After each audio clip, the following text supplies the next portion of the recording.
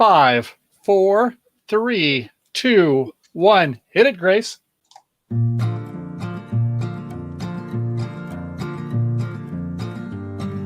I'm going on a trip, and with me, I'm taking an apple.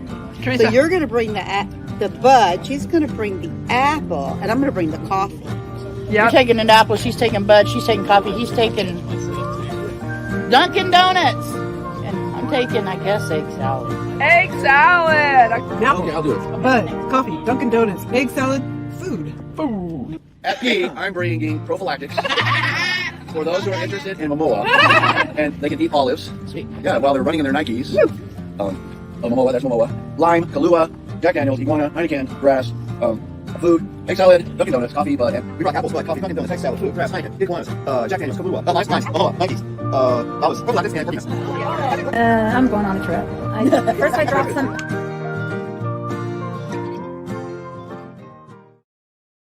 Da da da. Da da da. Hello, I'm Michael. And I am Grace. And together we are California Travel Videos.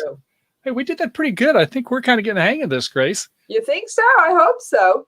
And welcome to everybody out there. Good to have our good boys and girls here. And let's see who all we have.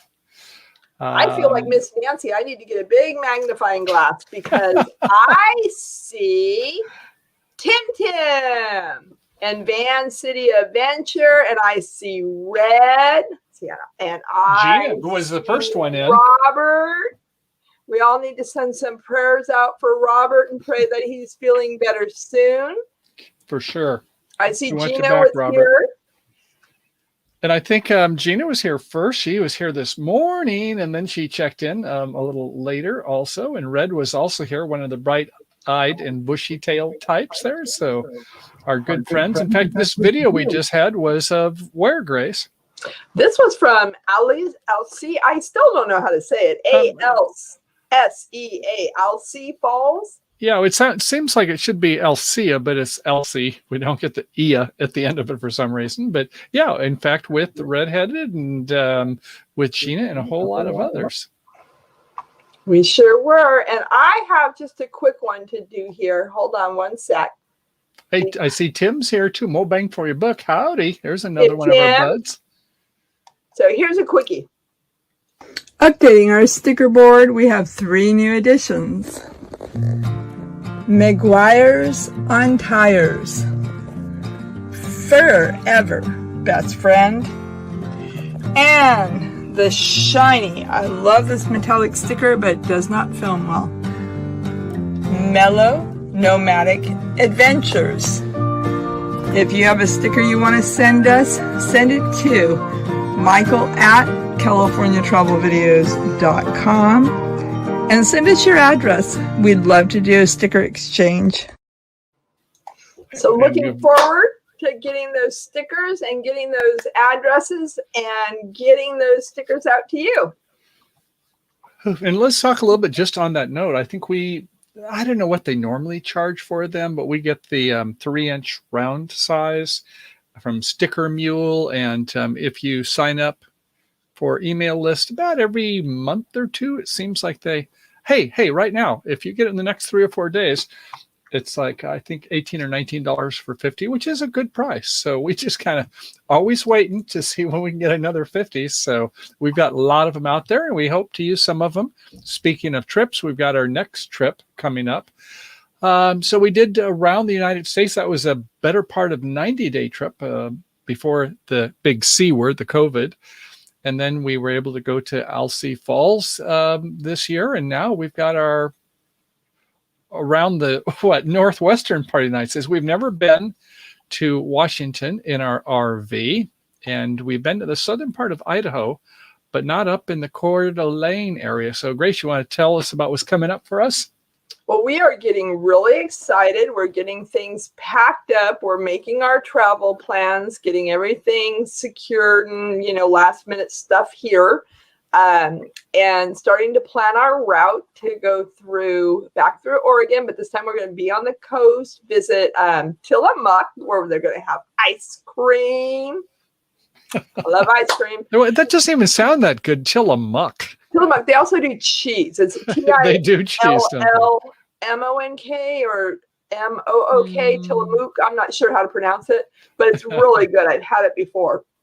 And then we'll go up by Astoria, and then we're going to go down the gorge into where the waterfalls are and where the border of Washington is. We're going to get some bike rides in, and then we're going to go up into Washington and cross over into Idaho. And we've got some real fun challenges along the way for me because I'm afraid of height. So one of the things will be about 100 feet up, walking through the redwoods. The Hiawatha Trail has these train tracks built way up. So I need y'all to pray for me that I can overcome my fears because I'm scared. Yeah, and maybe Robert, save a hospital bed for Grace if she slips or something like that. Well, it's 100 feet down. Do not slip, Grace. Do not slip. Hey, by the way, I see that we have someone from the Adventures with us here also. So, Daryl, good to have you here. We're going to be going up to your neck of the woods. We're not going to get quite to Canada. Yeah. We talked about going to Olympic National Park, but Grace said, yeah, let's just go on Highway 40 kind of towards Spokane and start cutting for a northern part of Idaho. So you just can't see everything you'd want to on the trip. But Grace should. You've got a list there. A blank paper. list. I've got a blank paper because I am always open for suggestions, and let it be noted for the record that Kat is the first one giving those tips. Ding, ding, ding, ding, ding. I have something for you, Kat, too, later on that I want to read for truck Thank you. Thank you. So, we have not been to Harvest Host, and we said on this trip, damn it, we're going to start using it. We do have the membership. We've had it for a couple of years, and I think it is time, Grace. Harvest Host. And come on, ice cream and a place we can camp. Can't beat that. We might not ever leave. We might not even make it to Idaho.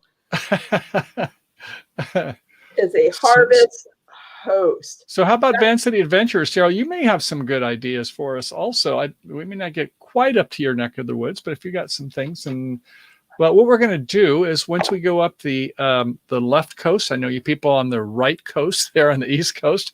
Good. We're going to be on the left coast going up on Highway 101 until we get to Eureka. And that's where Grace had mentioned about that sky tour up in the redwoods up 100 feet up. Yeah, and then we're going to the Skywalk. Skywalk. Thank you. Then we're going to go up to Crescent City and hit Oregon. We're going to go along the coast for a while. I hope it's not quite as windy as it is going down by Big Sur. We'll see what happens. No, but, it's not that bad. No, I hope not. Even Grace has been before without the RV, so she can show me the ropes. Yeah, it's beautiful. And there's so many bridges that cross over into Washington, and you don't know what side of the gorge you want to be on. But I only went to Malamo, M-A-L-L, I think A-U-H-A, Malamo Falls. And they are spectacular. They're probably 100 foot, maybe 150 foot up and just one straight fall down. But of course, the legend is always, every good waterfall needs to have a legend. And so that particular waterfall, the legend is that there was a disease that had broken out and that was spreading amongst the natives. And in order to offset that disease, the princess was so fearful that the whole tribe would be lost. So she sacrificed herself and threw herself over the falls. And that's how it got its name. It's named after the princess.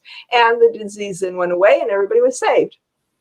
So I'm going to throw Michael over the fall. No, I'm only joking. Okay. Well, say, by the way, we got some more people. The names are coming across. Thank you all for being here, by the way. And we also thank Susan and others that are out there to help with our moderating. We always love that. So mods, if you want to go ahead and put your channel there in your link, that would be wonderful. We'd like to support them. And speaking of buds, Captain Jack brought his tribe there. So a little raid with them.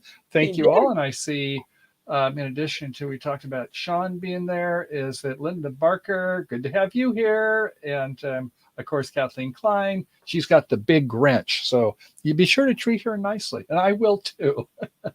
And who else we got there? Oh, I think we have someone that's Boxy, a Box fan. D. Howdy, D. Good to see you. I love your last videos, by the way. But I need to get over to your spiritual channel. I was thinking about that last night, and well, hey, tomorrow is Sunday, so maybe we're not going to be leaving till Monday time. So hope to see that. But when John came out and helped you with your steps and your door and everything, it was work in progress. And I think, Grace, how about us? Are we kind of work in progress with our RV, or? We're a work in progress and way more. We are work in progress. Oh, for sure. And Marshall was just over on his members live stream. Great live stream he has, and just the stuff he puts out. He helps all of us so much. So I want to give a special shout out to him also. So yes. Be sure to check out what he's going on. I know he's got a couple of trips going on. I wish we could get to the M21. I wish we could get to Mayberry. And, it's how many gallons of gas did we say we'll use on this trip? Is it about 200? Was it that much? I think it was 20. Well, wait a second. It was going to be about 3,000 miles, give or take. Yeah. So I think it was maybe about $600 for diesel. We get 15 miles to the gallon, so that's not too bad. But we try to be somewhat judicious, and we want to get down there in Box Van D's area in January. There's not only the Quartzsite gang, but then there is the Escapers, part of the Escapees subgroup, and that's where we're going to be going for about 12 days, isn't it? By Driggs. Right. Don't ask me, but normally they have their annual convergence in January, but because with COVID this year and everything was kind of nixed, but now they're kind of starting up. Keep your fingers crossed. The COVID bugs aren't going to be too bad. And so at any rate, it's right next to the Grand Tetons. And the reason they chose that is this time of year, it's kind of hot most places. So I think we're going to be up, about 5,000-6,000 feet or more, honey? Yeah. And Kaliki's got his summer cut, so he's going to be a lot cooler.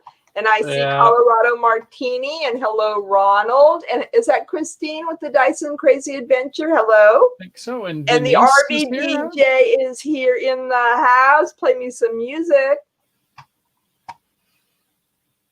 That is so cool. I used to want to be a DJ. I would have been a good DJ. You would. You still can be, records. Honey. You've missed your calling.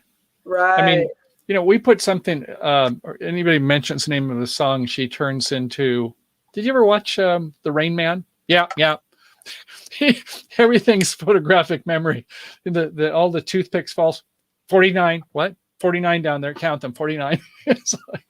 That's Grace with music. Yeah, I'm like, the Stylistics, 1973. You make me feel brand new. I can name that tune in 1 minute.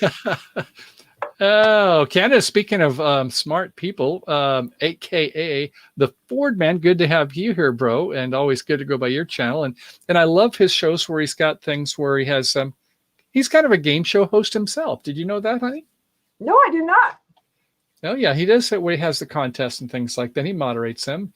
And Denise is saying it's pouring here, so our car cruise is on hold. You just watched their premiere there, and tell us a little bit about how that went. Definitely want to check out Colorado Martini's latest video on the Mojave Desert. Once again, she does what she does best, and she goes and she discovers the rest of the story, and she learns a lot about what she sees. So I'm not going to spoil it for her. You want to make sure to check that out because it's a fantastic video. God, I can't think of his first name, but you said the rest of the story, or tell me the story. Hiawatha.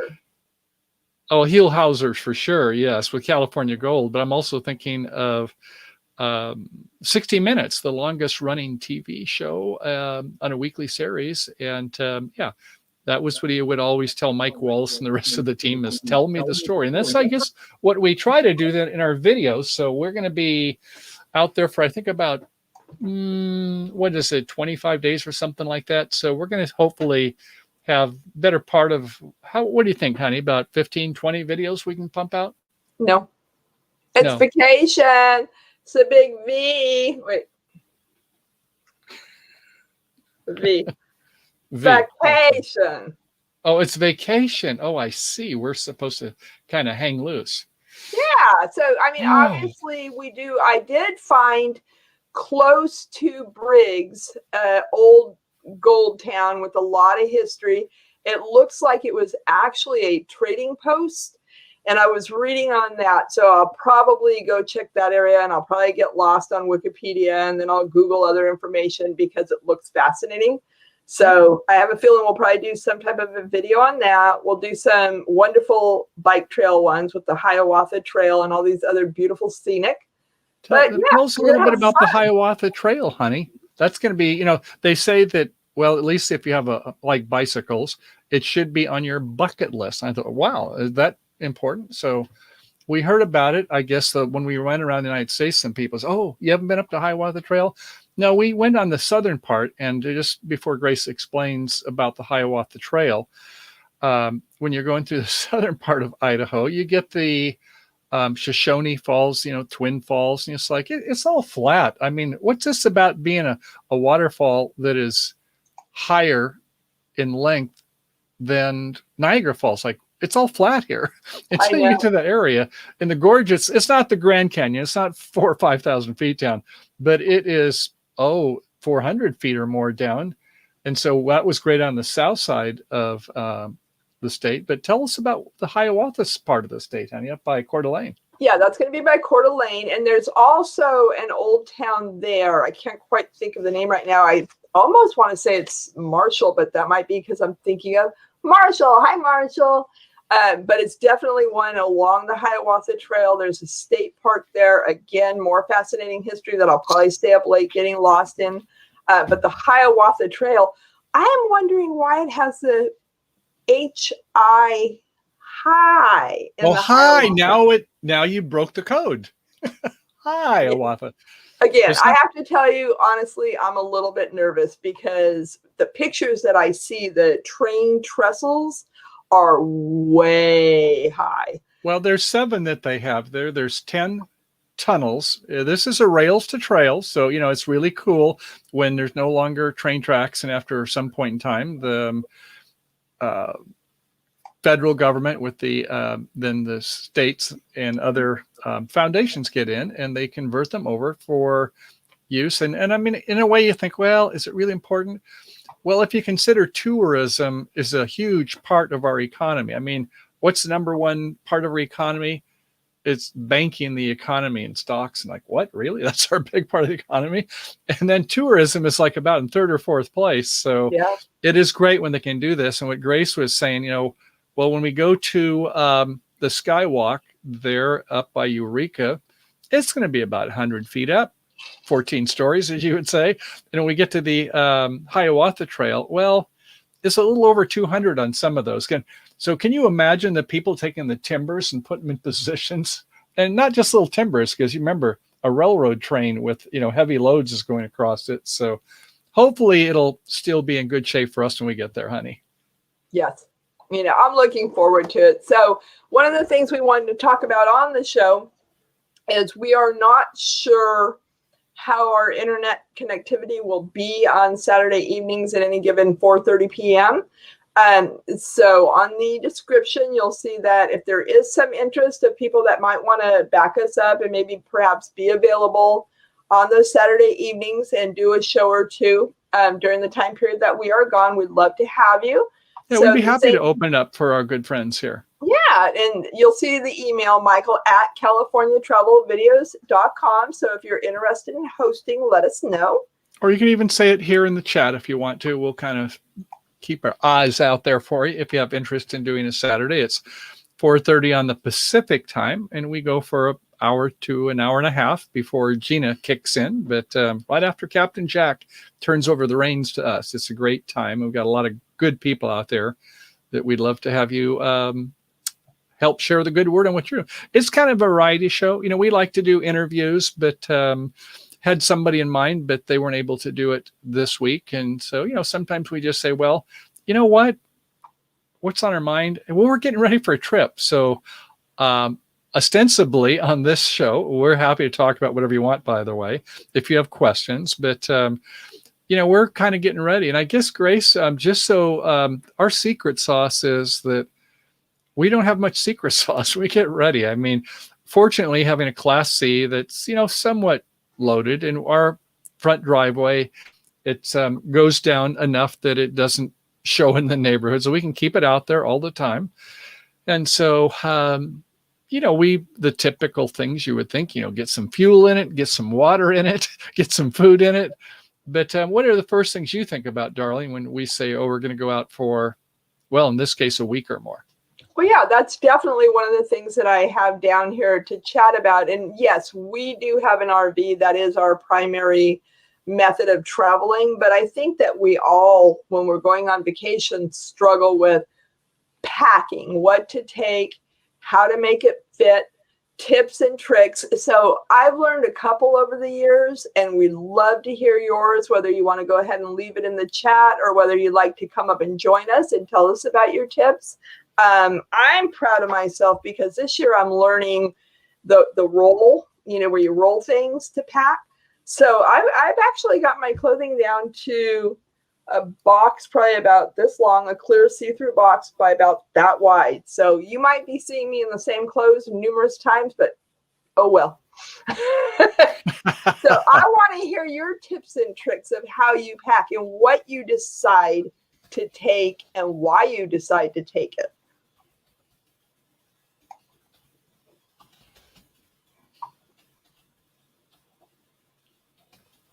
Earth to Michael. I'm typing, I'm saying, and if you're feeling perky, join us using this link. And I'm going to let it go, honey. I'm feeling adventurous here. So anyway, we can go ahead and talk about some of the things that we have and get started. And then there's You're the breaking link up, there. honey. While you're breaking up, I'm just going to go ahead and say that Kathleen recommends lay out everything you want to take and then cut the amount in half. And I think, Kathleen, if you came over, you'd see we'd probably have to cut that amount in a quarter. And then Colorado Martini Denise says, but what about all the shoes? And I am good. I actually have one good pair of walking shoes, my water shoes, and a backup shoe if my other shoes get messed up. So on shoes, I'm good. Something to be said for that. Yeah, I like to go back and forth every day, let one kind of dry out and air out. And so, yeah, I think that's good. One thing that is going to be kind of different this time is we oftentimes bring a leaf blower. And why do we bring a leaf blower? Because we have this Siberian husky that generates more hair. The reason the universe expands is because of Kaliki's hair. I don't know if you knew that, but that's a scientific reason. But I just finally say, I'm going to bring the Makita leaf blower, and hair's going everywhere. But the birds love it, as Grace said. They use it to make their nests and things. But Grace, now that he's been buzzed, we don't really have any hair to work with. And I don't have any, so it's just your hair, darling, right? Uh-oh. Now I can't even blame it on anybody else. Well, at least it's getting gray, so it blends in. But yeah, I used to blame, it's not my hair, it's Kaliki's. But I was thinking how much nicer. I don't know if you guys were here last week, but Kaliki did get a summer cut. And I am looking forward to him being able to go in the water. And before, it's almost like he'd get locked with water and the water smell and it'd be wet and then he'd come in the RV. So that's going to be a great aspect because he's just going to shake and he's going to be dry. So yay! Mm-hmm. Got some great people. I'm not sure I've been to their channels yet, but a couple there, Fit for Expedition. God, that is so good. Have we been there? I got to check that out. Oh, you have? Okay. Well, good to have you here with us. And Old Car Junkie, nice to have you here. Also makes me think about, hey, you and Kenneth get together with Ford Man. So, okay, here we got an idea. I use large plastic drawers, says Denise, and large flat plastic boxes. I pack all our food into them for the car. We don't have the RV anymore, right? They used to have the RV. If you haven't seen it, go back and take a look at the show a week or so back. And yeah, they've got some great things when they take the car out there. And now they're roughing it as if they have black and white TV. No, they don't even have black and white TV where they go. But they do love to get out a lot and see a lot of things. So that's a good tip. In fact, Grace, you got your food. We have these are your clothes, your totes, and they're collapsible, which is nice. Not that we ever collapse them, but then you've got a new bin that you're going to try this trip for the other part of your clothes, aren't you? Yeah, and just like short one. Yeah, and it's clear. And I really love that because before it wasn't clear and it was so compacted and I'd have a hard time finding anything. So I'm hoping with it being clear, I'll be able to find things easier. And another thing on this trip that I am realizing, so even if you're a road tripper, is, my brain is always calculating, okay, we got breakfast, lunch, how many days are we going to be gone? And I keep thinking, oh, I have to pack the freezer full. I have to pack the refrigerator full because there is no stores between California and Oregon and Washington and Idaho. The only Costco is by us. Yeah. So I've come up with the conclusion I am not. Why are you so big-headed? Because Denise was talking, I guess it was Kathleen, excuse me, was talking about my beard. So I thought I'd better go to the B camera and get a little close up. Anyway, think about your resources. Okay. So before you pack your car, your suitcase, your RV, whatever it is you're traveling in, before you pack it and start thinking about, oh, I need this and I need that, think about how much do you need to take that with you? Because this trip, if I can get it at any local Walmart, I'm leaving it behind. I am not going to be so congested and so packed, and you haul it all out to the RV and then you get it home and you haul it back in because you didn't use it all. So if it's available at Walmart, it is not going to be in the RV. Interesting. Yeah, that's an interesting philosophy. And some of the things that is true, you can get along the way.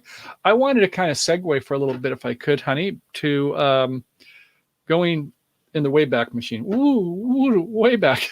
And this was, 5 years ago, I guess, 2016 in July. I was trying to find, I know somewhere back when we were getting ready to get our RV, is I need to have a checklist. Oh, yeah, I need to have a checklist. And I think RV Love, I think I looked at their list and they had, a good things. And it's interesting, even when you think about checklists, is what type of parts of the checklist would it be? I mean, his was, I think, like outdoors, indoors, and stuff from home or something like that. And I thought, well, that's okay. He has a fifth wheel. And so I thought, well, I'm going to take some other lists. I'm going to have a set down. And I'd like to kind of go over it. If y'all are ready for it, just hang on. I won't make you drink through the fire hydrant, though. That's just my fault normally. So let's see. If I go to the Wacom tablet and with the Canon camera and maybe get myself a little bit smaller here. Oh, maybe over on this. There we go. Okay, I'm out of the way. So day before departure, give the itinerary to family or friends. Well, that's a pretty good start, isn't it? And then weather reports. Yeah, well, we're not going to do that too much. But in fact, honey, how many days of reservations have we made so far on our trip? Let's see. One. We've got one. We've got one up at by Richardson Grove. We're going up the Redwoods, and we'll just kind of, as we go along, we'll look at All Stays or some other apps. We're certainly, as we mentioned, Harvest Host, and we're looking to do some boondocking on this trip as we get. It's a lot of BLM land in Oregon. So, we won't be making as many reservations as we sometimes. So pray for us on that. But anyway, emergency contact information in their wallet, cash, traveler's checks, credit cards, whatever. But, just kind of look at the bolded items. Is that general camping items? Okay, yeah, we'll need general camping items. And then the next category, clothing. Oh, yeah, clothing's a good thing to have. We have quite a bit of it in the RV, but we're going to be taking some, for the weather. And then personal hygiene. A lot of that's already out in the RV. Kitchen and food preparation. Grace, that's your forte, isn't it? Ta-da! What are you going to be cooking for us? You going to have anything? I know you got some of Kaliki's food. We have a lot of prepared food that we have for him. So what you got cooking so far, honey? Food. It's a surprise. Which basically means I don't know yet. Okay. We have time. Yeah, we have another day. So, okay, that sort of stuff. And then what other categories do I have? On the water. Okay, we are going to be we've got a kayak, and we did use it up at, two times. One when we were at Tahoe Donner up in the Sierras. No, I rented the canoe there. Oh, well, we had it along with us, but we weren't going to need it. That's true. But because there were going to be three of us, and it's a 2-person kayak, inflatable kayak. And then we used it up there when we were at Shaver Lake up in the Sierras, about 80 miles south of Yosemite. But anyway, this time it's like I see one of the things, I missed it a couple times, the life jacket. I do have a couple life jackets. And so, yeah, that's not a bad item to bring, although we are pretty good swimmers. But if the water's running fast, will we go in? Probably not. But, camping with pets, what you need there. Your departure checklist.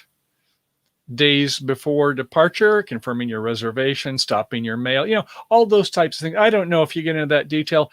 We've never really looked at this once. I mean, I had all this great list together, and then it's like, I think we'll be okay. Day of departure, checking your tire pressure. We've got the tire pressure monitor system, and then when you departure, you might want to lower your roof-mounted TV antennas and those things. Wait, and Grace, Michael?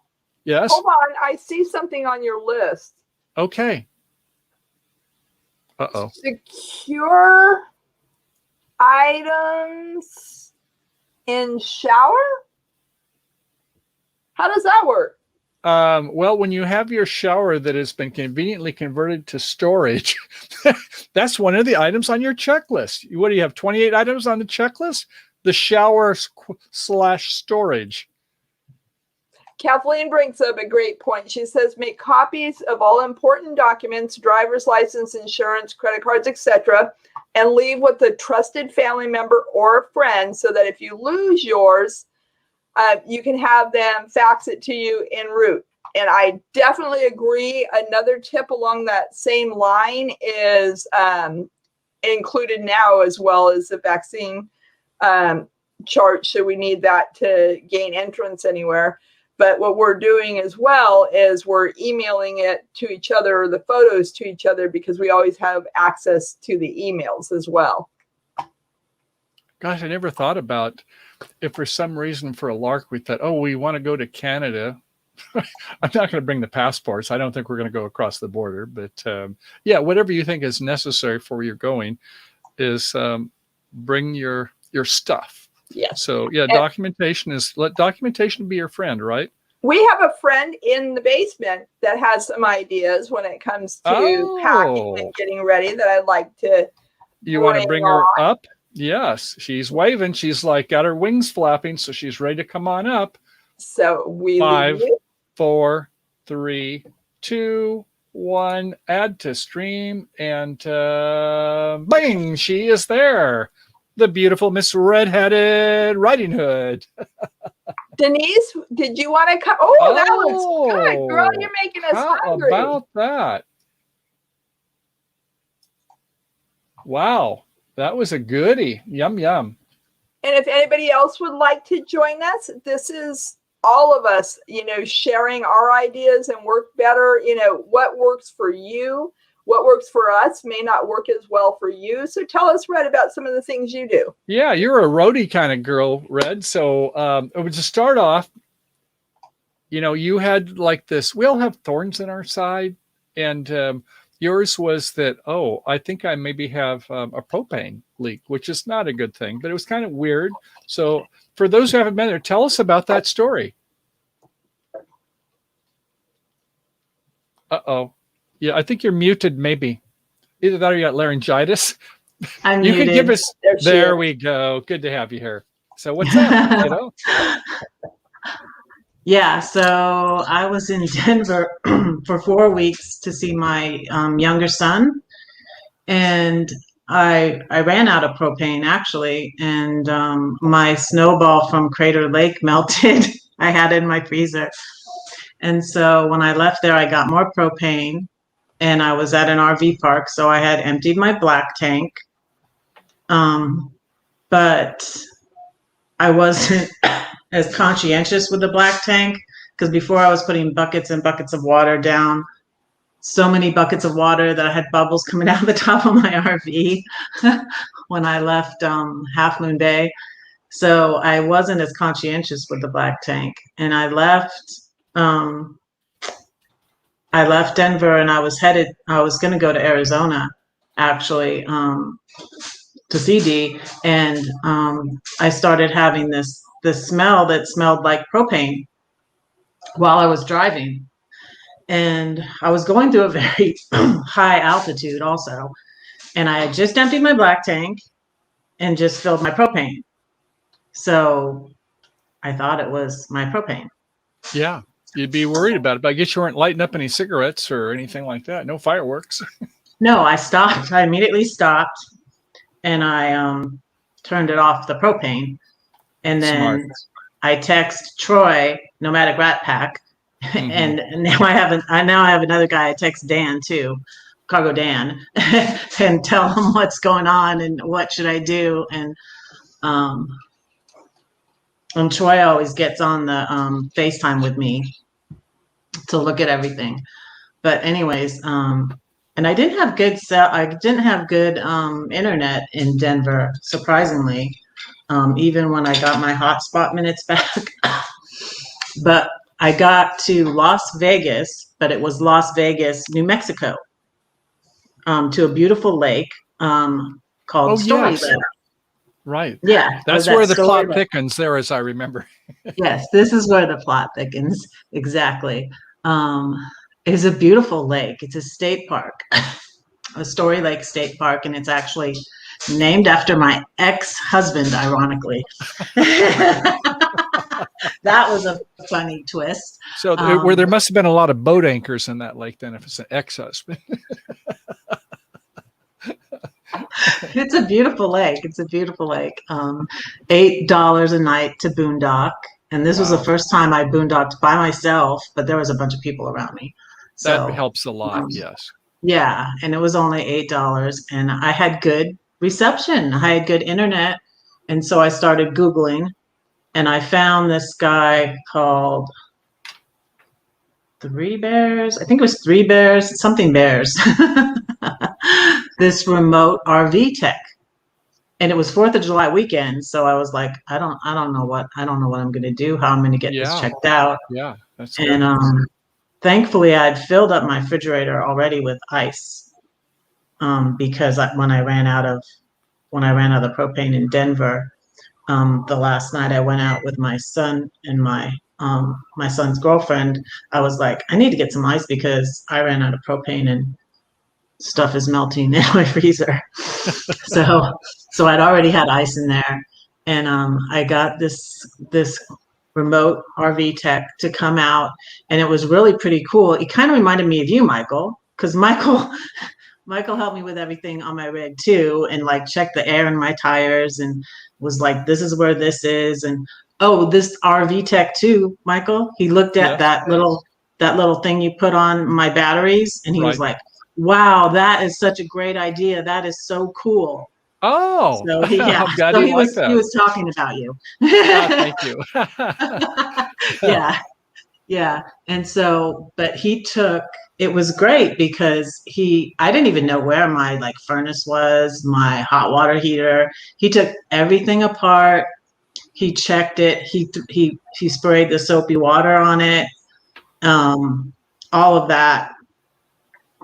He showed me where my furnace was, my hot water heater. He took the back off my refrigerator. He said the refrigerator is supposed to work on the battery power or the electricity if it's on, if the propane runs out. And I don't know why it didn't when my propane ran out. So it might have been a switch I didn't have on. Troy was saying that. Troy was saying, turn it off, turn it back on. But this is so good. What you're saying is where you've got somebody that not only treats you like a commodity to say, okay, lady, I'm going to get it done with. And I don't even want you watching me or whatever, but that's not good. Oops. What happened? How did she get off? I see you still there. Somebody hit the wrong button. Sorry, Grace. There, she's got you back. She's pushing buttons. But anyway, it's good you have somebody that's a strategic partner and you are showing interest. You remember this stuff, obviously you're telling about the story. So what ultimately did he say was the showed me everything. He didn't find a leak. He didn't find any leaks. And I was so relieved, and I actually had the gas back on, but I'm I tend to be a worrier, you know. Sure. With I something tend like to that. overthink Sure. things, and I tend to be a worrier. And I was like, what was it? What was it if it wasn't? Now this isn't the RV tech that suggested it might be the black tank, because I wasn't even thinking that it could be that. Because I had, when I was boondocked for the first time in the Alabama Hills, I had left my gas on by accident. I had left my stove on. And so I knew what the smell smelled like. And it smells kind of like Brussels sprouts. And I thought I had Brussels sprouts. So tell us, come on, we got it. You've been milking this for about 5 minutes now. So what was the problem? I know what it is, but It was the the rest black don't. tank. It was the black tank. It was the black tank, and it was Because- gassy. Yeah, I can see where a I person turned it might- off. Uh-huh.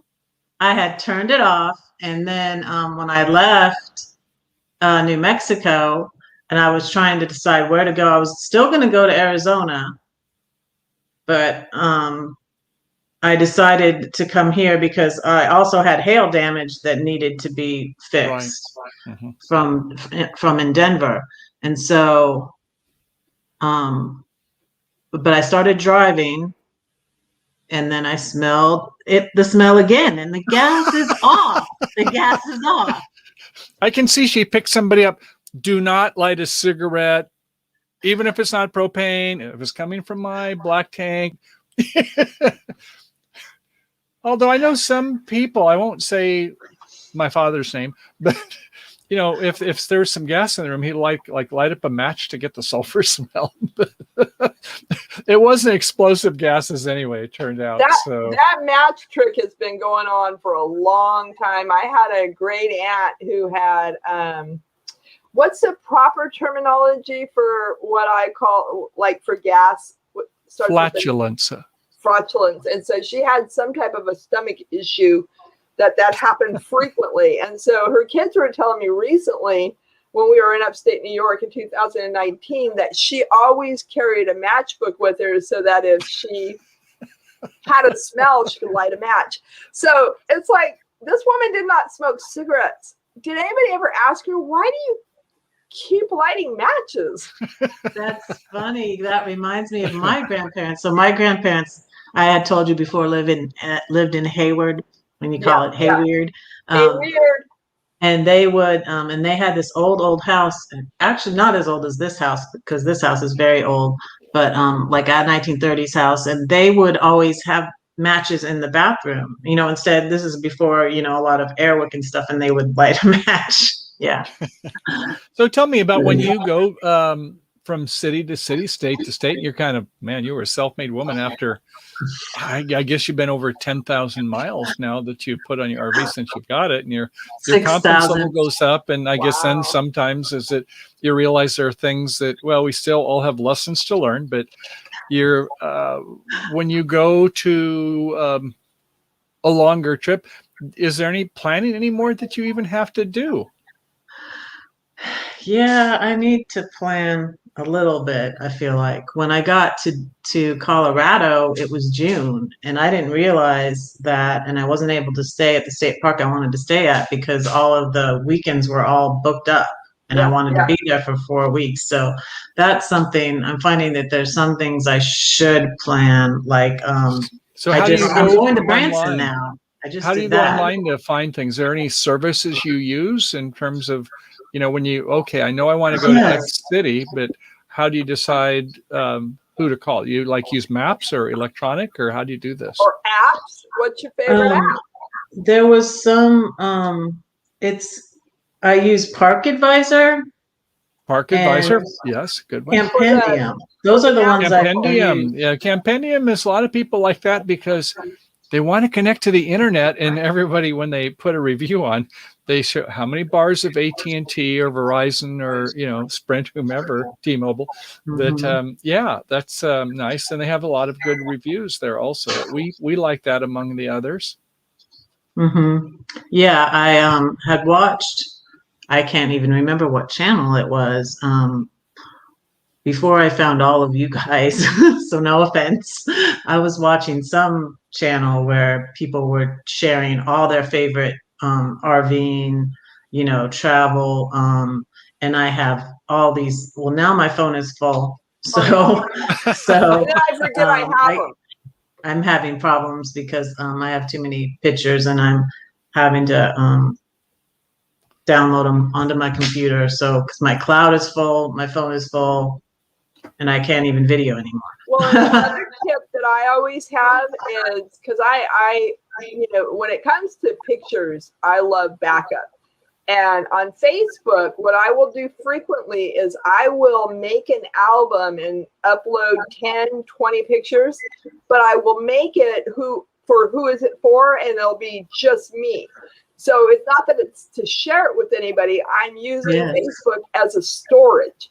Shrink the file down, but here's a question to ask yourself. That picture that I am uploading, if I ever did make a print, how big would the print be? Would it be a 4x6, a 5x7? If you don't plan on doing an 8x10 or 11x14 print, upload them to Facebook, free storage. Yes, that's what I've been doing. Like, if people are wondering, like, how does she put, pictures here? Well, I put the pictures on Instagram from my phone, and then on Instagram they go on I put them on Facebook automatically.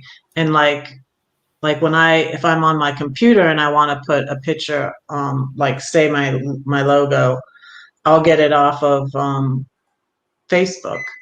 And so that's how I do that. People are like, how does she do anything if she can't get her pictures on her computer? But that's how I get them on my computer, through Facebook. Yeah. We have to make the tools that we have work.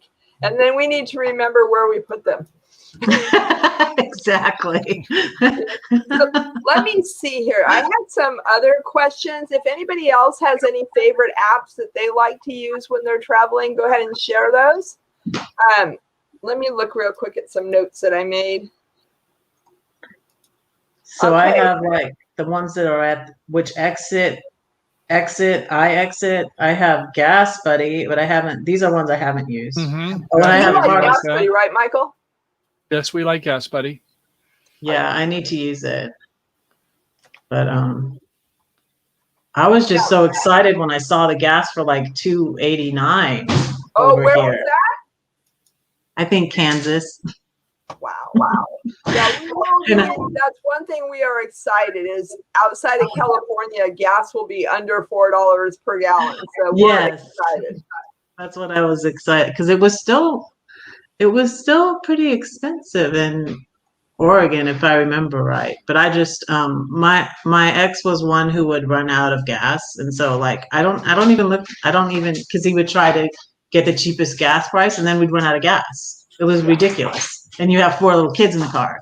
Or you're driving all around trying to find the cheapest gas, wasting gas. Yes, you're wasting gas. You're wasting time, wasting money, losing, running out of gas. Marshall. By the way, I was going to mention that Road Trippers, there is the app, and there's also, like so many of them, there's the website, like Campendium. And so here's one that, Grace, if you want to give me the screen for just a moment. And this wasn't even one that we did. I just go take a look sometimes on Road Trippers that other people have done.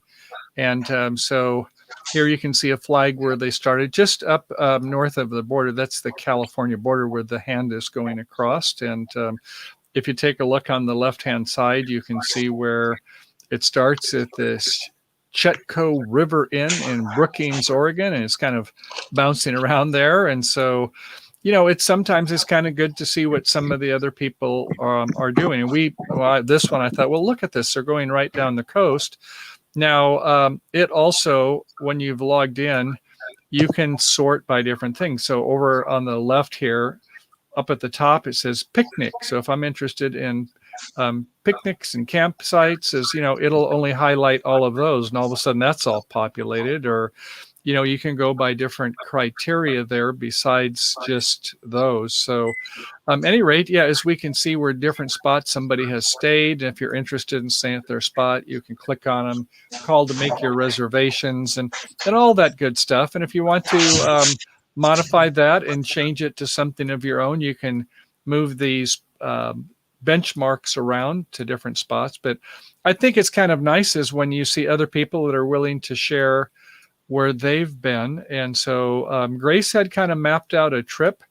So I don't know if I can bring that up now, but we're starting up around by San Francisco, going up along, well, not this far up. We're going to, when we get to the Washington-Oregon border, we're going to go along the Columbia River there. And then we start going up towards Spokane. And that's when we go up to the Coeur d'Alene area. And then ultimately, when we get by Driggs, which is right next to the Grand Tetons, is where we meet up with the escapers. And then we start bouncing back to Nevada and on home after about 2 or 3 weeks. So I guess, yeah, I'm kind of curious if anybody else has any of their favorite applications or tools. I mean, obviously, Google is always our friend, and they have a lot of reviews in there. And a lot of it, I think, is helpful to get reviews that are there. But for us this year, we've decided that we're going to do a little bit more boondocking. And so, Red, how about you? Do you do some, well, we can bring you back on. Do you like to go do some boondocking? You mentioned where you had that one spot where it was sort of semi, it was like $8 a night. So obviously if it's affordable and you're kind of self-sustainable, I'm sure that's your first preference many of the times. And how did you find that spot? Oh, you're muted again. I believe that was on Campendium. I think it was okay. Park Advisor, maybe. Yeah, I think Park Advisor. On mine, I was like, wow. There's also, what is that one? Freecamping.com is a pretty good site. Camping? Yeah. I don't know if they have an app, but that's a pretty good one. So I have says Trucker's Path. You need to buy fuel too. Yes. Yeah, there's one I'd like diesel. to try called Nomad Near Me. There's an app for to find a nomad near you, which is cool. Oh, isn't that interesting? Yeah, that's interesting. Yeah. How does that work? Less Junk, more Journey. They have an app that they had actually a programmer create, and there is it's not free. I remember that, but yeah, if you find birds of a feather type thing they're interested in, there are some of these, and for sure, Our Village is another one that's real popular to kind of link up. But I think that's kind of be more popular in the future with these services to, people that like and trust, I guess, if you're interested. And so, have you gone to any places where someone's given you a recommendation like we had for the Hiawatha Trail that has helped you in terms of where to go next?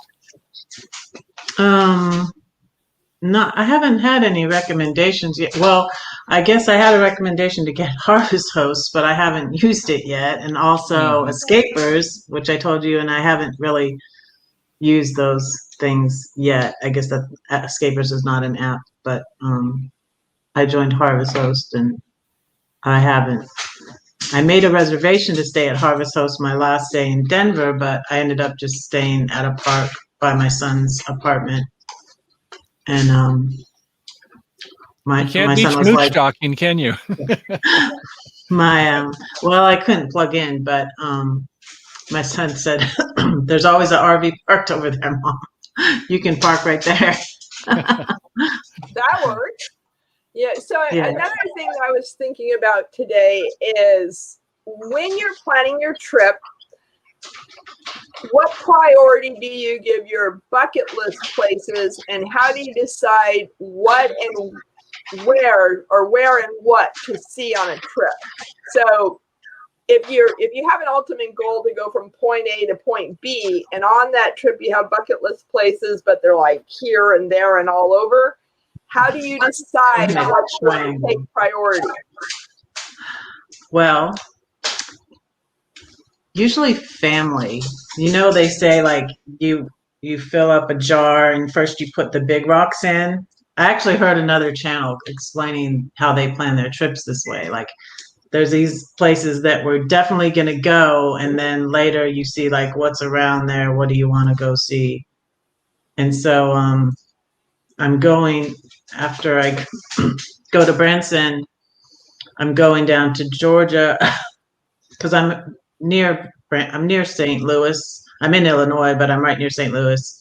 Branson's about, I think it's like 2-3 hours away from here, something like that, maybe 4. That's And on so my I'm going bucket to, list. Branson. yeah, yeah.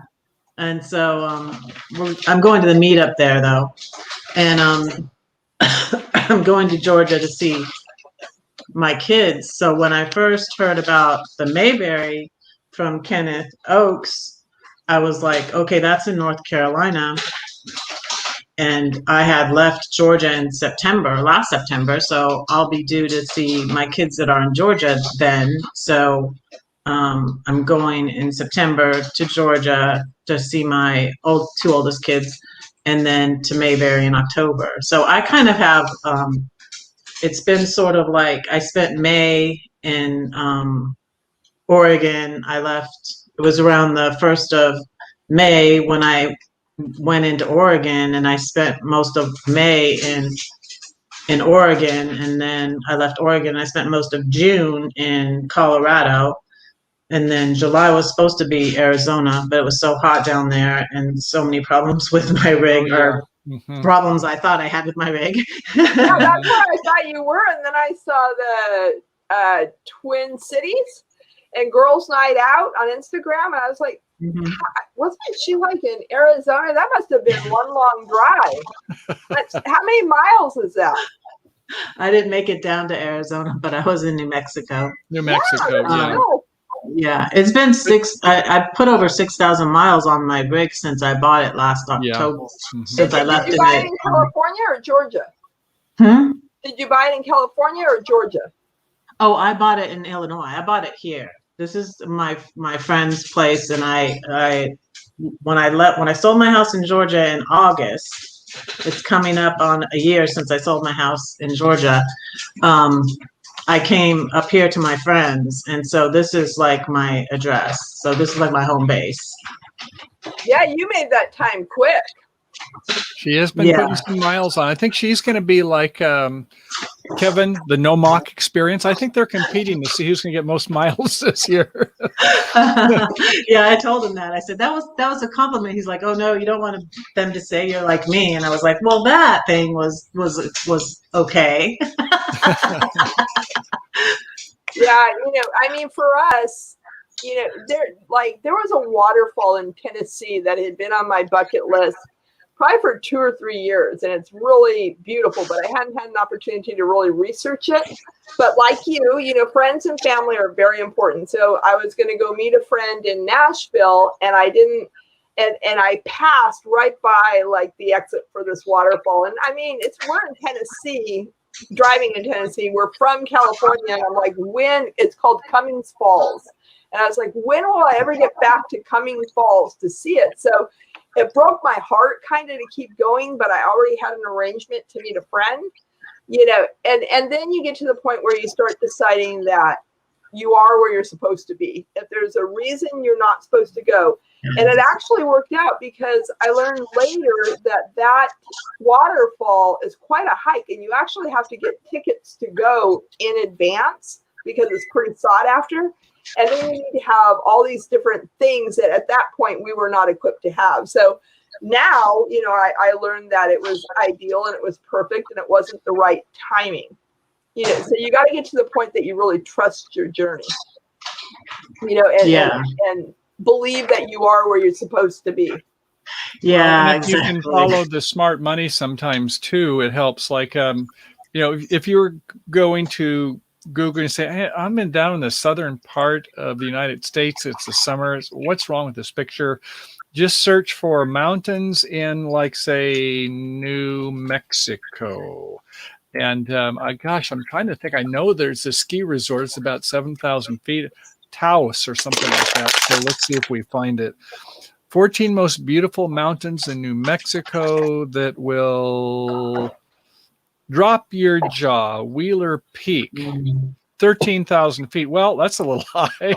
Trunkus Pass. But, I guess that in some of these places where obviously a spot like, I used to live near Tucson, and Mount Lemmon is only about 20 miles away, and it's about 6,000 feet.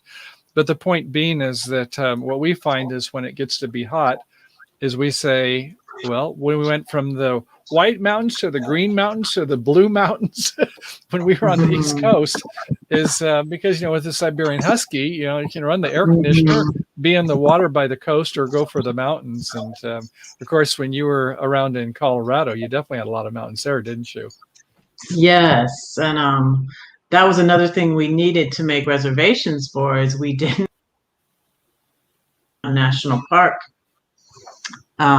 We went to my son and I did finally get to go hiking the day before I left there, and we went to Rattlesnake Gulch, which is in El Dorado. Yeah, I think for a minute. Great place. Mm-hmm. It was very beautiful, but I want to get, and now Marshall and I have been talking about the National Parks Pass, and I want to get that the passport thing where they stamp it. I want to get one of those. And yeah, for those who don't know what she's when you say stamp it, it's sort of like a lot of the kids like this, and they go to these places, and the rangers, they put the official stamp to say, okay, check, you've been to that national park. What do we have, actually about 64 or something like that? I don't know what the number is, but is that what you're talking about when you say the stamps? I see you're doing a little Googling yourself there. Yeah, so, it's 271. The National Park Passport? I think it's called the passport, yeah. It's called the passport, yeah. Yeah, I kind of wish we would have done that. Me too, yeah. We can do it again, honey. Yeah, we'll do it again. But we collect our stickers and we put them up. So Linda says that she is looking forward to meeting you at M21 for Kathleen. There's a lot going to the M21. Oh yeah, I hear that's the biggest one. But that is going to be a big. But that's when I'm going to see my kids. So sorry guys, but I'm going to be at Mayberry. I'm going to be at Branson, and I'm definitely going to be at Courtside. Oh yeah, well, you're covering most of the bases, so you're doing good. Yeah. The most important thing is just to enjoy the journey. Yeah. So what types of things have you bought now for your RV? I mean, you said, well, you live in it, so you don't have to do as much planning, except we talked about where you stay. But have you gotten the last month where you say, oh, here's some things where I maybe shed some things, or some things that you've actually acquired that are worth bringing up? I did get rid of more clothes because I think I had my clothes down to a good amount. But I got some more clothes from my sister-in-law, and then I was like, when I went up to Oregon, I went through them again because I was like, I don't have enough room. Right. I have too much stuff. So I got rid of some more clothes. I need some more cooking things. I'd like to have a grill. I like to grill. So I'm in the house right now because I'm going to be babysitting my friend's dog while she goes out of town. And so I'm going to be in a house for like 4 weeks, and they finished working on my rig. So it's being stored at the place where they fixed it. If you're cooking for yourself, you probably don't need like a big Blackstone grill like we have. We use it now, and it's really great when we do. But then, something like what Ray does with Van Life Rocks, if it's just for yourself and you just need like one or maybe two burners, works very nicely. So, yeah, I guess that. Grace, what do you think about our cooking? We oftentimes we just use the 2 burners. On our did RV, you say, don't we? what do I think about our cooking? That's what I thought I said, yes. Should I reword that? With your cooking. Excuse me, your cooking. One word. Your cooking, sorry. But that's because that's what I like to do. I love cooking, and I love taking care of Michael and Kaliki, and Michael's such a wonderful customer at the restaurant. Every night he comes in and he boasts, oh, this restaurant's so marvelous, it smells so good, and he tastes everything. He's like, oh, he'll chew it. He's got to make all this And Grace does the same with my driving too. I drive and she cooks, and she says only good things about most all the time anyway. Yeah. Once in a I've while, I had need some constructive Tim's feedback. cooking too, Kat, and he borrowed my pan because his pan made the egg rolls too hot. Well, So and that's he just needed it, a pan. having the right tools. I actually have an old Tupperware steamer, and I was just trying to Google it and find it. On eBay, I think it sells for like 40 or 50 bucks. It's from probably the 70s or 80s. But this steamer for vegetables, I mean, we're talking corn, zucchini, broccoli. Honey, are not those vegetables perfect every time? Oh, I tell you, I know that some people probably, you can't own or have this because it's got some plastics that will blah, blah, blah. But, I don't know. I've had a Tupperware that I've had for like 40 years, and I use it for my cereal every morning. But, whatever, it doesn't seem like so far, knock on wood. But yeah, that steamer is like, you can't get them. I mean, you got it for like less than $1, but if you were trying to find those in eBay, they'd probably want a fortune for them, wouldn't they? Oh, they do. They want like $40 to $60, but having the right tools. So I would definitely recommend having a good steamer. It's simple. It's easy cleanup. And then what I do, I'm frugal with water. I'm from California, so I'm learning to be frugal with water. So when you use a steamer, that water at the bottom helps to wash your dishes because it's already been boiled. It's already hot. So I just use it with the soap to kind of clean everything out. Speaking of Kevin's and clothing, 30 and Wake Up. I was watching one of his videos, and Kevin was saying about merino wool. And I've had some things that have been merino, but I've not actually had a shirt until. Uh-oh. I'm not going to take it off. I'm going to show it to you. Take just it off. Take it off. Okay. Is that merino wool? Get that off and pull that over, and off I go. No more California travel videos, and so get my earpiece back in so I can hear you all. It looks like I have a hearing aid, but it's actually an in-ear monitor that I use to hear, so I don't have to have my speakers on. Can you hear me now? Can you hear me now? Anyway, so this is a merino wool, and you can just put it in the sink and wash it out, and within a couple hours it's dried out. So you can wear this till it falls off. And so I got a couple of those. I got some merino wool socks. They're not cheap, but they last very, very well. So yeah, you need hardly any clothes at all when you wear merino shirts. And I guess I even have some merino shorts. I'm not going to get merino shorts. I'm going to wear my Levi's. Grace knows I can let those go for many years before I wash them. We have puppies. And we have some feedback. Where's the feedback coming from? It might have been Blue. He was getting a drink of water. What's his name? Blue. Blue. That's my friend had a dog named Blue. That's a good name for a dog. My charge. He's who I'm gonna be babysitting. That's gonna be your baby for the next few weeks? Well, yeah, when Gladys goes out of town, yeah. Okay, cool. So let's see what else. We talked about packing. We talked about bucket lists. We've talked about apps. Any other recommendations or things that anybody wants to talk about? Tim, you want to come up and tell us some of your planning techniques? He's a quick mover, that guy. Tim is a master, man. He is like hard to hit a moving target for that guy.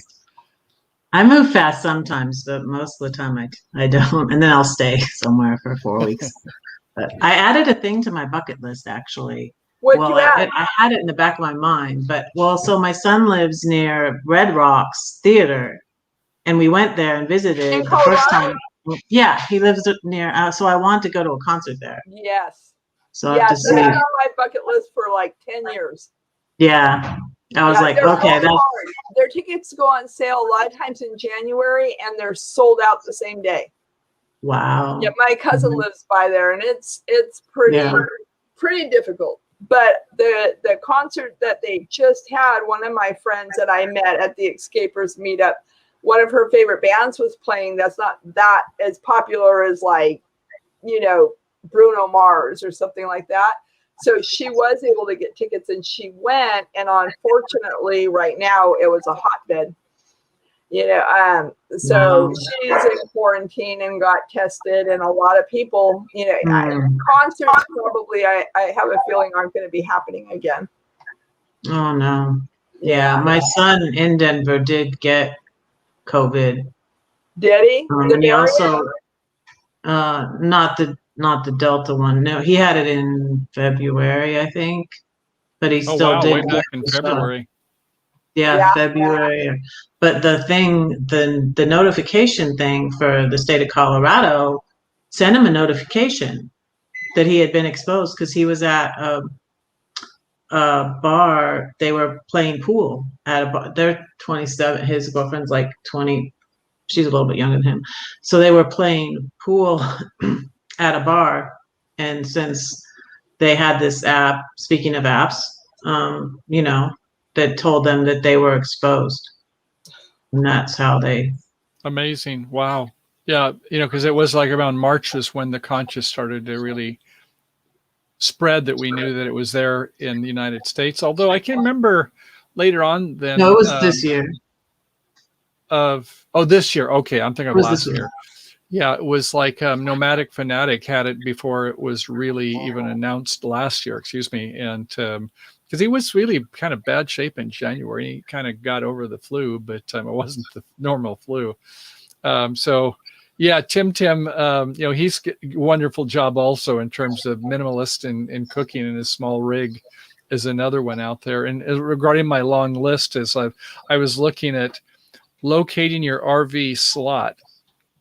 And so, it might be on things like when you were there at Elsie Falls, you'd like to get something that's somewhat flat, but also do you want to be in the shade or, those types of factors? You want to be near the bathroom or whatever. You weren't worrying about that. I remember when you were there, Red, but, some of these things are like, if you want to be next to the Wi-Fi in the campground or whatever. And one of the things we've kind of learned is like Elsie Falls, there wasn't going to be any cellular service, and we knew how far back we would need to go to get that. But some of different spots in this campground, you may find you have cellular or you may not. And do you think about that when you go into a spot there, Red? No, not really. The first time I made sure, it was the first time I was boondocking by myself. So I made sure like I was ready to go out, facing towards the exit at Story Lake. But usually I don't worry about it.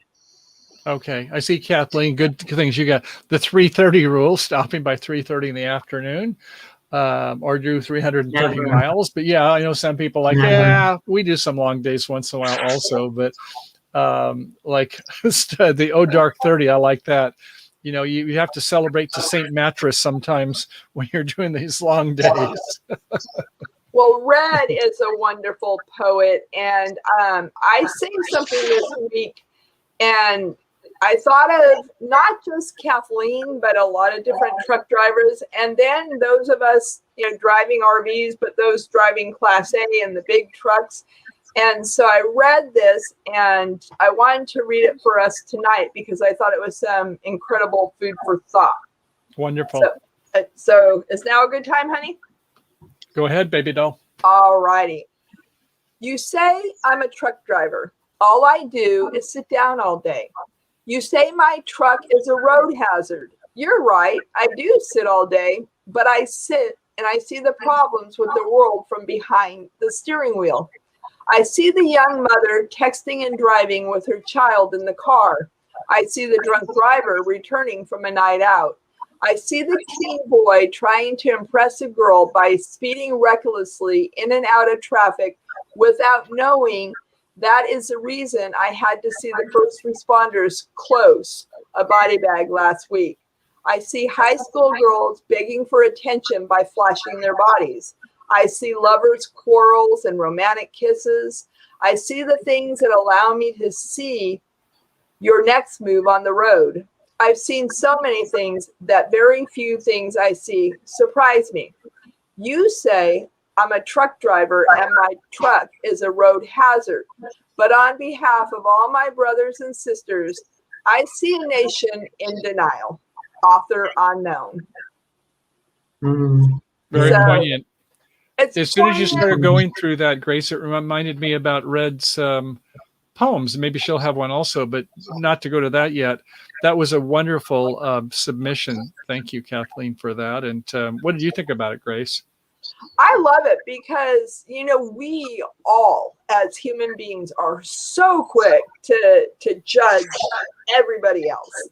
And I think sometimes when we listen to somebody else's perspective and we get those aha moments, and especially on the road when we're driving, whether we're driving a car, a bicycle, whether we're pedestrians, whether we're driving a big rig, if we're more aware of everybody else's situation, I think that we can be more compassionate to know that we're all on a journey trying to go from point A to point B. But I loved it because I thought it was really good food for thought.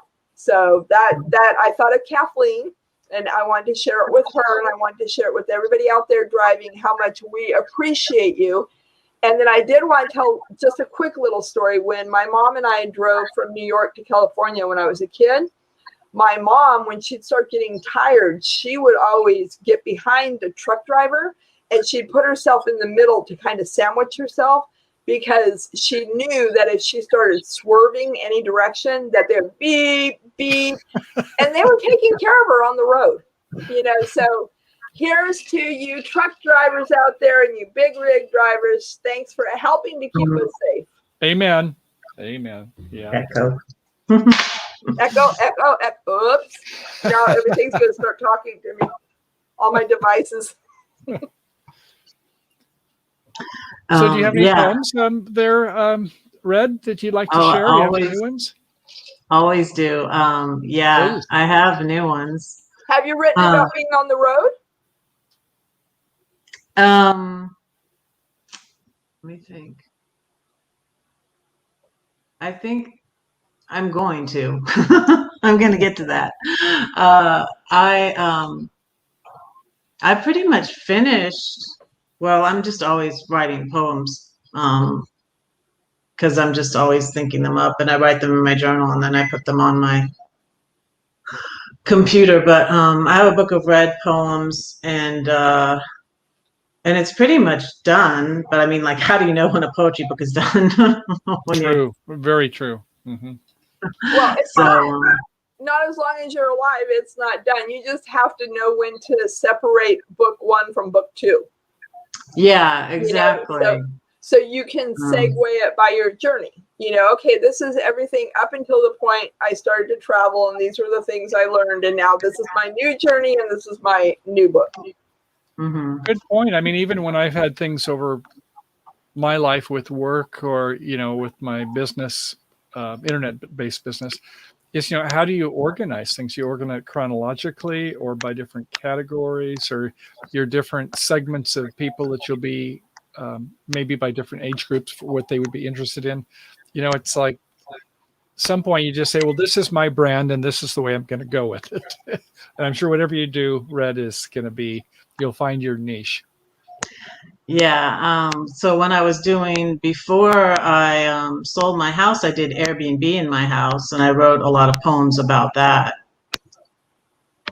That would be a trip. You met a lot of different people. I did. I guess right now this is kind of a somber subject, but oh well. So, these people that have been getting forgiveness on not making their rent payments. I was looking at a New York Times map. I subscribe to New York Times, and it showed by county is, how much they're overdue and how much they owe. And Sonoma County, where we live just north of San Francisco, for renters, the average who owes, they're like over $6,000 now. And so, if in a couple of months, as the government says, okay, it's time to settle up with your landlords, this could be an effect on our economy. We don't know, but we could pray that the political powers will come to some kind of decisions, but I'm not so sure. But I guess that I think in a way you're blessed there, Red, to be in an RV, aren't you? And not have to have this onerous overhead that's accumulating for these people that have not have jobs and been able to take care of that. So. Yeah, I had to stay. I had to stay in the other day. And it's like I'm back to house life because so Gladys is, I call her Glad for short.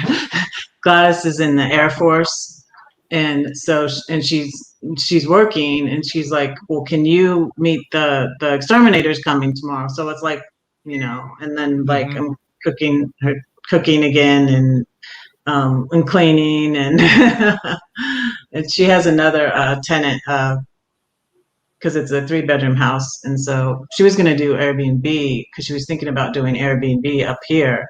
And that was another thing, like when I got this crazy plan, she didn't know. She was like, because she knew I wanted to leave Georgia. She was like, well, come up to Illinois when I go up to Illinois and help me do my Airbnb.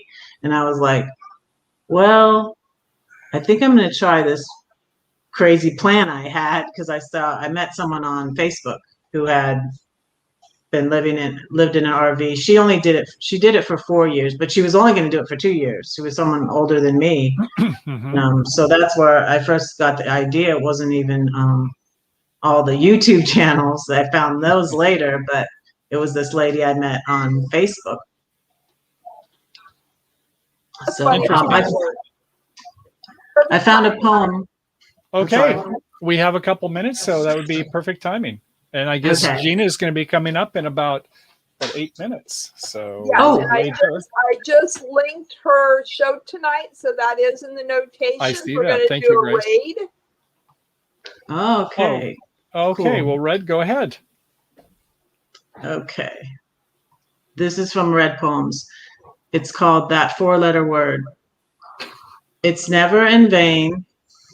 It all matters, no matter how small an act. A kind word, a smile, a hug, a cup of cold water. I have it in a photograph, a letter, a scrap of paper, a meal, a memory, a bowl of chili, chicken salad, peach ice cream and red velvet cupcakes, chocolate and roses. It speaks your language. It's a gift, a movie, a lightsaber, a new hope.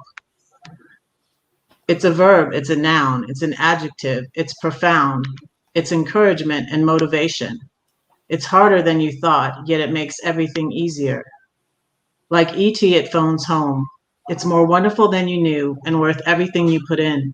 It hangs on, it never quits, even if you let go of it. It can hurt sometimes, it can't stay mad. It works and tries, it bleeds and cries, and doesn't lie. It apologizes, gives and forgives. It's the only thing we take with us when we die, yet it makes us feel alive. It always hopes, believes, trusts, and never fails. And even if you're away a while, it waits for you to come home. Oh, that is wonderful. That is great. It reminded me of you, love Grace. Is all there is. What was All your you need inspiration? is love. Grace was Are we going to get a copyright strike? Speaking of which, that's something that's getting very frustrating is we get our music, Michael purchases it through royalty-free music through different companies, and we barely get a video up and they're slapping a copyright on it, YouTube. You know, and then he'll send proof that he's bought and purchased it, but by now it's been out a week or two, you know, or 3 weeks, and by the time they let okay, we're sorry. So anything you got in that first no, they never say we're sorry, honey. No, they don't. They just let it go. They just let the claim go. But they've dipped in the pocket, you know, and taken the money and never give it back. And that's starting to get really. Well, they're supposed to bring it back, but if YouTube doesn't want to promote it because it's under a protest, But here's the thing: you can go through and file a dispute. I think is what they technical word they call it. And then if that company comes back and rather than to back down or let it time out after 30 days, if they instead say no, they're going to deny the dispute, then YouTube goes back to you, and it's like you feel like, well, is this going to be a felony, no longer a misdemeanor? So I've had twice where I've said I'm going to go all in. If you're going to take the channel down, or what do you think you're going to do? But I'm sticking by my claim. Here is where from the company audio, where we have royalty fee rights for this, and maybe the person or the label has sold the rights to some others, but that doesn't take away what we've purchased. And so I said, I'm going to go all in, and I'm going to say, I'll go whatever we need to with this channel. And they did back down both times. But, at first it was like I was kind of biting my nails thinking is that you may not see us anymore on this channel, but it is a little discouraging. And some people, they'll say, I'm not going to play that game. I don't have the time to do it. But fortunately, we've got good documentation, and not to get too much into this, but sometimes the music, which we love to have in there, we have to be a little bit careful. And I guess we had one we did, and I think you really liked the song that we had. Grace was talking about that. Remember that, honey? Yeah, Red, I love that comment that you had listened to the lyrics with the video, and you commented on, I was watching your videos to pass the time, which was in quotation marks, and it was from the song we were playing as you were watching the videos. So I told Michael I really loved that because it showed that you could hear, the message, because music to us so often, the right music at the right time sets a tonality. I love music, and I also play the flute. I love to sing. I used to sing in choir at church. And all my poems are inspired by like that poems. I thought of that poem started, writing that poem about love started with an Ed Sheeran song, the song Photograph. Yes. Where he says, I have this love in a photograph. I have this in a photograph. And also, speaking of it, that is my big fear, because I take little teeny phrases from songs often. It's like my Where's Waldo, the thing where you look for you could get my book, The 7-Story Tree, and good news, because of Cargo Dan encouraged me, and he said get some books, and they're on Dee's prize wheel. They're on Box Fan Dee's prize wheel. The 7-Story Tree. If you get the 7-Story Tree, and I've sold 2 books now on my live streams so far, so that's pretty cool. But if you look in my book, look for the song lyrics, because they're all throughout the whole, and quotes from movies and quotes from books, so they're all in there. Wonderful. I love it. Hey, by the way, I had one thing. I know our time is getting very short, but I want to get over here to my Wacom tablet again. And Tim, you mentioned about and I got so many pages of this. So anybody wanted to see a checklist, but it's good to pick and choose from. But at the very end of it, and I think I got this idea from RV Love. At the end of it, when you get everything done and you've through with the checklist, the last thing to do, remember your spouse and your kids or grandkids or your dog or whatever. But yes, that is so true. You can get so fixated on stuff, but you got to remember is that, and I think he had on his, by the way, honey, remember to kiss your spouse, to get your spouse in a good mood. So I want to go ahead and reiterate that we will be rating Gina in 1 minute. And I wanted to give Red an opportunity. I didn't have up our websites tonight. So if you want to tell anybody about your website, please do that for us. There she is. Okay. Yeah, I do have a website, actually. I need to update it. But I do. I have a website. I don't have that link tree yet. But what's the address? redheadedridinghood.com. There you go. There you go. Yes, I actually got Like it. in .com. writing. And so Yes, Michael writing and with a I, W. With a W, let's do this. W. W. what's up? What's up? We will be signing off. Yeah. May or may not be here next Saturday. It's in the powers that be. But as always, until then, Happy trails to you until we meet again. Take care. bye-bye. See you over at Tina's channel. Bye. Happy trails. Bye-bye.